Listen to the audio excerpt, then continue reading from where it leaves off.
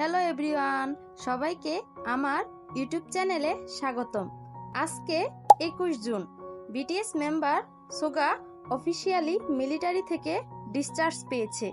এরই মাধ্যমে আমাদের বিটিএস এর 7 জন মেম্বার অফিসিয়ালি কামব্যাক করেছে।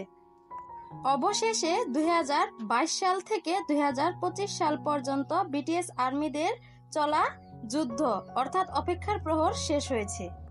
মিলিটারি থেকে ডিসচার্জ পাওয়ার পরই সোগা উইভার্সে আর্মিদের উদ্দেশ্যে পোস্ট করেন। তিনি বলেন তিনি আর্মিদের অনেক মিস করেছেন।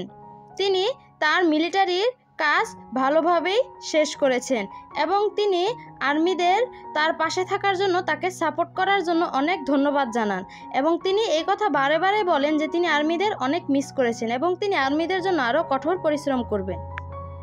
এই উইভার্স পোস্টের পরপরই হাইভ বিল্ডিং থেকে অর্থাৎ বিটিএসদের কোম্পানির বিল্ডিং থেকে একটি গাড়ি বের হয়ে আসে। তখন অনেক আর্মিরা সেখানে ছিল, তারা বিভিন্ন ইভেন্ট করছিল।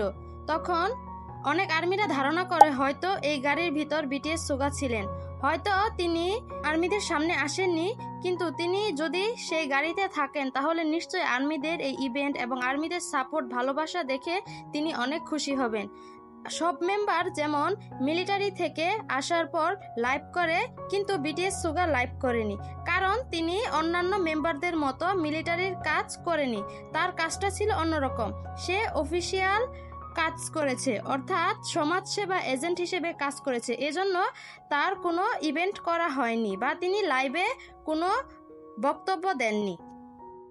যাই হোক, আর্মিরা অনেক আশা করেছিল যে তিনি লাইভে আসবেন, কিন্তু সমস্যা নেই, তার যখন সময় হবে নিশ্চয়ই সে লাইভে আসবে। আর্মিরা সোগার এই ওয়েলকাম করার জন্য অনেক ইভেন্ট করেছে এবং অনেকগুলো ট্রাক ইভেন্টও করা হয়েছে। এমনকি আর্মিরা খুব সকাল থেকে সেখানে উপস্থিত হয়েছিল এবং হাইভ বিল্ডিং এর সামনে গানও গিয়েছিল, বুলেট প্রুফ সং, এবং তারা খুবই খুশি যে ফাইনালি অফিসিয়ালি আমাদের বিটিএস মেম্বাররা কামব্যাক করেছে। তাহলে এখন আর হয়তো খুব বেশি দেরি নেই, বিটিএস মেম্বাররা একত্রে কাজ শুরু করে দিবেন এবং তারা আমাদের জন্য নতুন অ্যালবাম, কনসার্ট এগুলো করবেন। তো আর্মিরা, আমাদের তো ফাইনালি যুদ্ধটা অর্থাৎ অপেক্ষার প্রহর শেষ হলো। তো আপনাদের কেমন লাগছে অনুভূতিটা কমেন্ট বক্সে জানিয়ে যেতে ভুলবেন না। আল্লাহ হাফেজ।